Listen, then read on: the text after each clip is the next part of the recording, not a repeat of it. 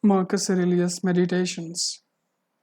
Continuing on to the next book, Book 4. Wherever it is in agreement with nature, the ruling power within us takes a flexible approach to circumstances, always adapting itself easily to both practicality and the given content and the given event. It has no favored material for its work, but sets out on its objects in a conditional way, turning any obstacle into material for its own use. It is like a fire mastering whatever falls into it. A small flame would be extinguished, but a bright fire rapidly claims as its own all that is heaped on it, devours it all, and leaps up yet higher in consequence.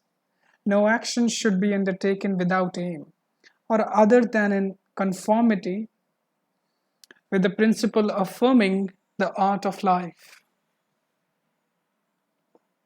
Men seek retreats for themselves in the country, by the sea, in the hills, and you yourself are particularly prone to this yearning.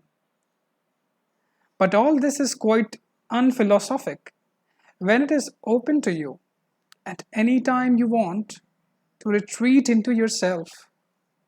No retreat offers someone more quiet and relaxation than that into his own mind, especially if he can dip into thoughts there which put him at immediate and complete ease. And by ease, I simply mean a well ordered life. So constantly give yourself this retreat and renew yourself.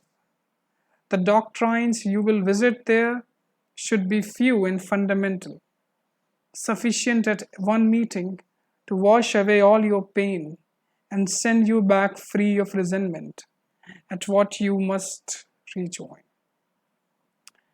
And what is it you will resent? Human wickedness?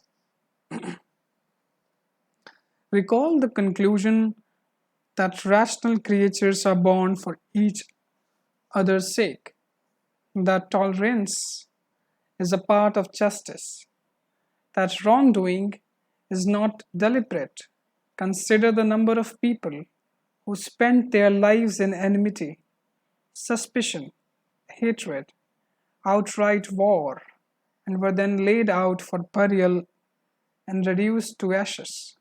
Stop, then, or will you fret at your allocation from the whole? Revisit the alternatives, providence or atoms, and the many indications that the universe is a kind of community. But will matters of the flesh still have their hold on you? Consider that the mind, once it has abstracted itself and come to know its own defining power, has no contact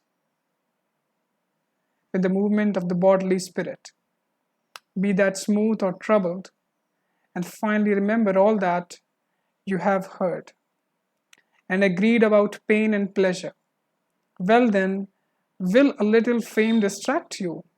Look at the speed of the universal oblivion, the gulf of immeasurable time, both before and after, the vacuity of applause, the indiscriminate fickleness of your apparent supporters, the tiny room in which all this is confined.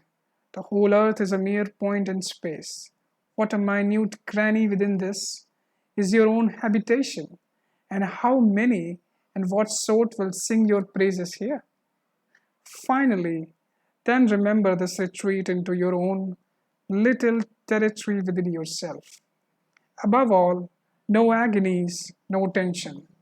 Be your own master and look at things as a man, as a human being, as a citizen, as a moral creature.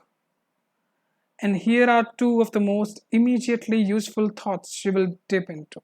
First, that things cannot touch the mind, they are external and inert. Anxieties can only come from your internal judgment. Second, that all these things you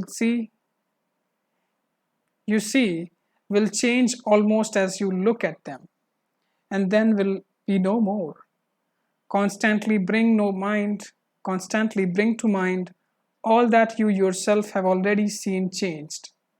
The universe is change, life is judgment. If mind is common to us all, then we have reason, also in common, that which makes us rational beings. If so, then common too is the reason, which dictates what we should or should not do. If so, then law too is common to us all. If so, then we are citizens. If so, we share in a constitution. If so, the universe is a kind of community. In what else could one say that the whole human race shares a common constitution? From there, then, this common city, we take our very mind or reason, our law. From where else? Just as the earthly part of me has been derived from some earth, the watery from the next element, the air of my breath from some other, the hot and fiery from its own origin, so the mind also has its own source.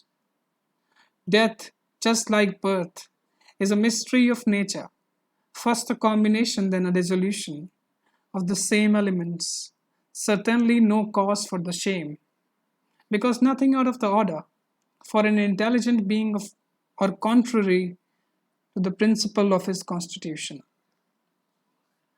With such people, such an outcome is both natural and inevitable. If you wish it otherwise, you are hoping that fix will no longer produce their innate. In any case, remember that in a very brief time both you and he will be dead. Shortly after, not even your names will be left. Remove the judgment, and you have removed the thought, I am hurt. Remove the thought, I am hurt, and the hurt itself is removed. What does not make a human being worse than himself cannot make his life worse either. It cannot harm him from outside or inside. The nature of the beneficial was bound to act thus. All's right that happens in the world. Examine this saying carefully, and you will find it true. I do not mean right simply in the context of cause and effect, but in the sense of just, as if some adjudicator were assigning dues. So keep on observing this as you have started, and in all that you do, combine doing it with, and in all that you do, combine doing it with being a good man in the specific conception of good man. Preserve this in every sphere of action. When someone does you wrong, do not judge things as he interprets them or would like you to interpret them. Just see them as they are in plain truth. Always have these two principles in readiness. First, to do only what the reason inherent in kingly and judicial power prescribes for the benefit of mankind. Second, to change your ground.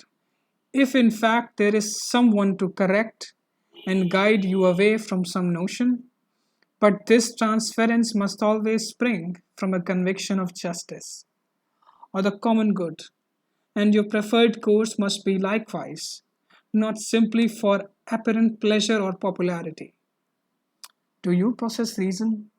I do. Why not use it then? With reason doing its job, what else do you want?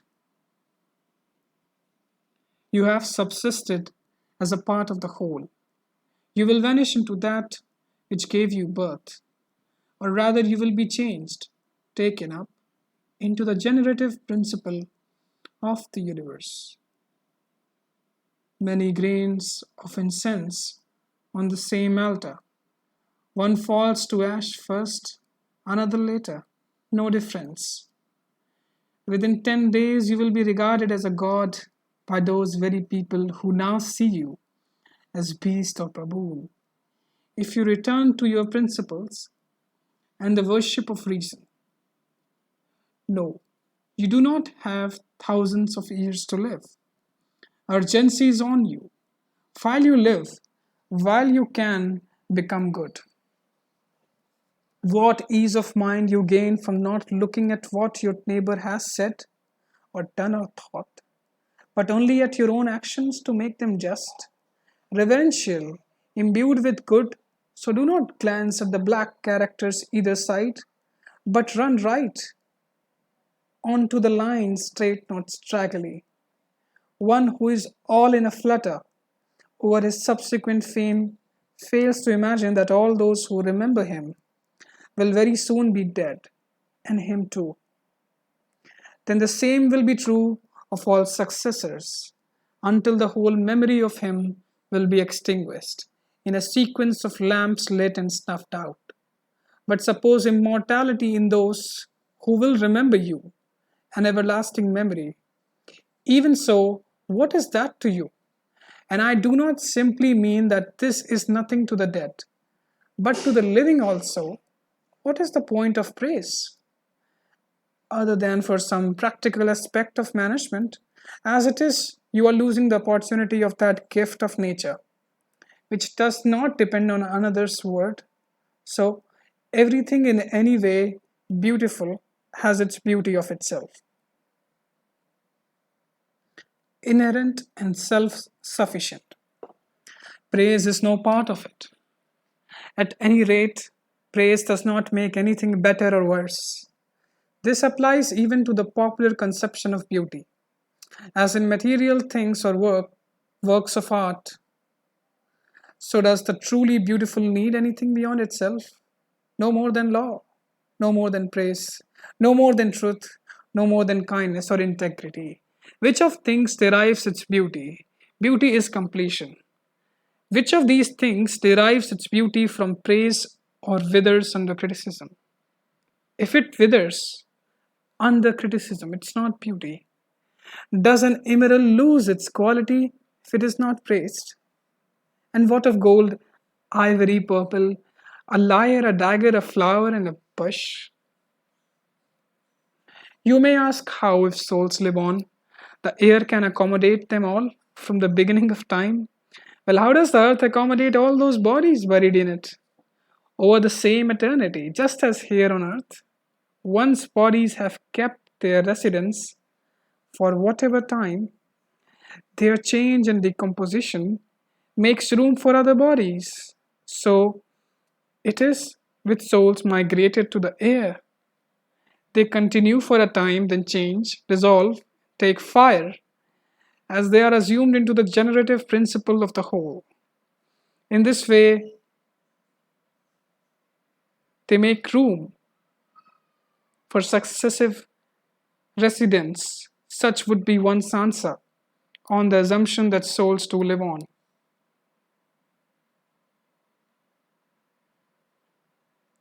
We should consider, though, not only the multitude of bodies thus buried, but also the number of animals eaten every day by us and other creatures. A huge quantity consumed, and in a sense buried in the bodies of those who feed on them. And yet, there is room for them because they are reduced to blood and changed into the elements of air and fire. How to investigate the truth of this? By distinguishing the material and the causal? No. No wandering in every impulse. Give what is right in every thought. Stick to what is certain. Universe, your harmony is my harmony. Nothing in your good time is too early or too late for me. Nature, all that your seasons bring is fruit to me. All comes from you, exists in you, returns to you. The poet says, dear city of Cecrops, will you not say, dear city of Zeus?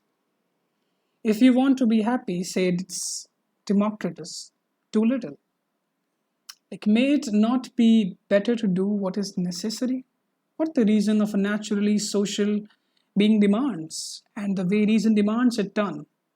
This brings the happiness both of right action and of little action. Most of what we say and do is unnecessary. Remove the superfluity, and you will have more time and less bother. So, in every case, one should prompt oneself, is this or is it not something necessary? And the removal of the unnecessary should apply not only to actions but to thoughts also. Then no redundant actions either will follow. Try out too how the life of the good man goes for you, the man content with his dispensation from the whole, and satisfied in his own just action and kind disposition. You have seen that. Now look at this. Do not trouble yourself. Keep yourself simple. Someone does wrong. He does wrong to himself. Has something happened to you? Fine. All that happens has been fated by the whole from the beginning and spun for your own destiny. In sum, life is short. Make your gain from the present moment with the right reason and justice. Keep sober and relaxed. Sober is awareness. Be aware and relaxed. Either an ordered universe or a stew of mixed ingredients, yet still coherent order. Otherwise, how could a sort of private order subsist within you? If there is disorder in the whole, especially given that all things, distinct as they are, nevertheless permeate or respond to each other. A black character, an effeminate, unbending character, the character of a brute or dumb animal, infantile, stupid, fraudulent, coarse, mercenary, despotic. If one who does not recognize the contents of the universe is a stranger in it, no less a stranger is the one who fails to recognize what happens in it. He is a fugitive if he runs away from social principle, blind if he shuts the eye of the mind, a beggar if he depends on others and does not possess within him all he needs for life. A tumor on the universe if he stands aside and separates himself from the principle of our common nature in disaffection with his lot. For it is nature which brings this about, just as it brought you about to social splinter. If he splits his own soul away from the soul of all rational beings, which is a unity, one philosopher has no shirt, one has no book. Here is another half naked. I have no beard, he says, but I am faithful to reason. But I, for my part, have all the food of learning, and yet I am not faithful. Love the art which you have learnt. Take comfort in it. Go through the remainder of your life in sincere commitment of all your being to the gods, and never making yourself tyrant or slave to any man. Consider, for example, the time of Vespasian. You will see everything the same. People marrying, having children, falling ill, dying, fighting, feasting, trading, farming, flattering, pushing, suspecting, plotting, praying for the death of others, grumbling at their lot, falling in love, storing up wealth, longing for consulships and kingships, and now that life of theirs is gone, vanished, pass on again to the time of Trojan. Again, everything the same, that life too is dead. Similarly, look at the histories of other eras, and indeed whole nations, and see how many lives of striving met with a quick fall and resolution into the elements. Mind those you have seen yourself in empty struggles, refusing to act in accord with their own natural constitution, to hold tight to it and find it sufficient. And in this context, you must remember that there is proportionate value in our attention to each action. So you will not lose heart if you devote no more time than they warrant to matters of less importance. Words in common use long ago are obsolete now. So too the names of those once famed are in a sense obsolete. Camillus, Caeso, Volesus, Dantaeus, a little later Scipio and Cato, then Augustus too, then Hadrian, Antoninus, all things fade and quickly turn to myth. Quickly to utter oblivion drowns them. And I am talking of those who shone with some wonderful brilliance. The rest, once they have breathed, their last are immediately beyond sight, beyond knowledge. But what, in any case, is everlasting memory? Utter emptiness. So, where should a man direct his endeavor? Here only. A right mind, action for the common good, speech incapable of lies, disposition to welcome all that happens as necessary, intelligible, flowing from an equally intelligible spring of origin. Gladly surrender yourself to Clotho. Let her spin your thread into whatever web she wills. All is ephemeral, both memory and the object of memory. Constantly observe all that comes about through change and habituate yourself to the thought that the nature of the whole loves. Nothing so much as to change one form of existence into another, similar but new. All that exists is in a sense the seed of its successor. But your concept of seed is simply what is put into the earth or the womb. That is very unphilosophic thinking. Your death will soon be on you. You are not yet clear minded, or untroubled, or free from the fear of external harm, or kindly to all people, or convinced that justice of action is the only wisdom. Look into their directing minds. Observe what even the wise will avoid or pursue. Harm to you cannot subsist in another's directing mind, nor indeed in any turn or change of circumstance. Where then, in that part of you which judges harm? So no such judgment, and all is well. Even if what is closest to it, your own body, is subjected to knife or cautery, or left to suppurate or modify, even so that faculty in you which judges these things should stay untroubled. That is, it should assess nothing, either bad or good, which can happen equally to the bad men or the good. Because what can happen to a man, irrespective of his life's conformity to nature, is not of itself either in accordance with nature or contrary to it. Think always of the universe as one living creature, comprising one substance and one soul, how all is absorbed into this one consciousness, how a single impulse governs all its action, how all things collaborate in all that happens, the very web and mesh of it all. You are a soul carrying a corpse.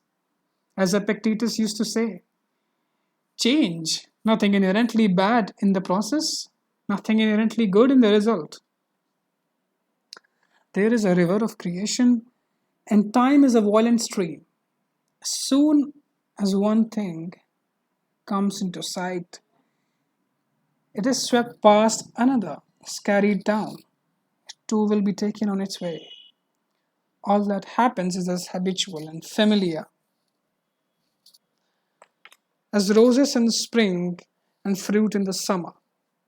True too of disease, death, defamation, and conspiracy, all that delights or gives pain to fools. What comes after is always in affinity to what went before, not some simple enumeration of disparate things.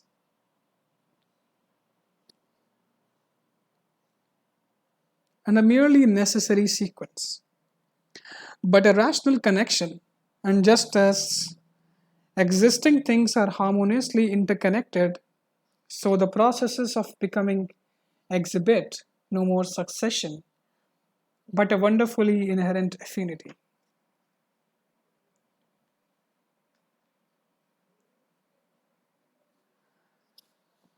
Always remember Heraclitus. The death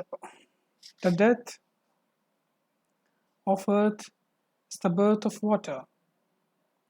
The death of water is the birth of air. The death of air is fire. And back again. Remember too his image of the man who forgets his way home. His saying that men are at odds with their most constant companion, the reason which governs all things, that their everyday experience takes them by surprise, that we must not act or speak as if asleep, and sleep brings the illusion of speech and actions, and that we should not be like children with their parents, simply accepting what we are told. Just as if a God told you that you would die tomorrow or at least the day after tomorrow, you would attach no importance to the difference of one day, unless you are a complete coward. Such is the tiny gap of time. So you should think there are no great difference between life to the umpteenth year and life to the tomorrow. Think constantly how many doctors have died after knitting their brows over their own patients. How many astrologers after predicting the deaths of others, as if death were something important. How many philosophers after endless deliberation on death or immortality, how many heroes after many after the many others they killed, how many tyrants after using their power, men's lives with monstrous insolence as if they themselves were immortal. Think to how many whole cities have died. Hellas, Pompeii, Harsolenim, innumerable others. Go over now all those you have known yourself, one after the other. One man follows a friend's funeral and is then laid out himself, then another follows him, and all in a brief space of time. The conclusion of this, you should always look on human life as short and cheap. Yesterday's sperm, tomorrow a mummy or ashes. So one should pass through this tiny fragment of time in tune with nature. Live it gladly and leave it gladly, as an olive might fall when ripe, blessing the earth which bore it, and grateful to the tree which gave it growth. Be like the rocky headland on which the waves constantly break. It stands firm and round it. The seething waters are laid to rest. It is my bad luck that this has happened to me? No. You should rather say it is my good luck that although this has happened to me, I can bear it without pain, neither crushed by the present nor fearful of the future. Because such a thing could have happened to any man, but not every man could have borne it without pain. That would make the difference. So, why see more misfortune in the event than good fortune in your ability to bear it? Like, or in general, would you call anything a misfortune for a man which is not a deviation from man's nature? Or anything a deviation from man's nature which is not contrary to the purpose of his nature? Well, you have learnt what that purpose is. Can there be anything then in this happening which prevents you? Which prevents you being just high minded, self controlled, intelligent, judicious, truthful, honorable, and free, or any other of those attributes whose combination in the fulfillment of man's proper nature. So, in all future events which might induce sadness, remember to call on this principle. This is no misfortune, but to bear it true to yourself is good fortune.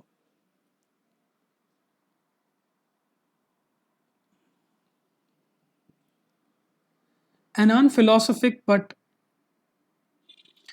nonetheless effective help to putting death in its place is to run over the list of those who have clung long to life.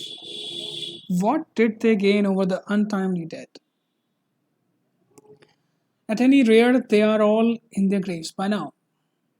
Yeah. And many others like them, who took part in many funerals and then their own. In truth, the distance we have to travel is small, and we drag it out with such labor, in such poor company, in such a feeble body. No great thing. Look behind you at the huge gulf of time and another infinity ahead. In this perspective, what is the difference between an infant of 3 days and a nester of 3 generations? Always run on the short road, and nature's road is short. Go then for the healthiest in all you say and do. Such a purpose releases a man from the labors of service, from all need to manage or impress. Beautiful. And here book 4 ends, and we will be carrying on with book 5 in the next session. Thank you.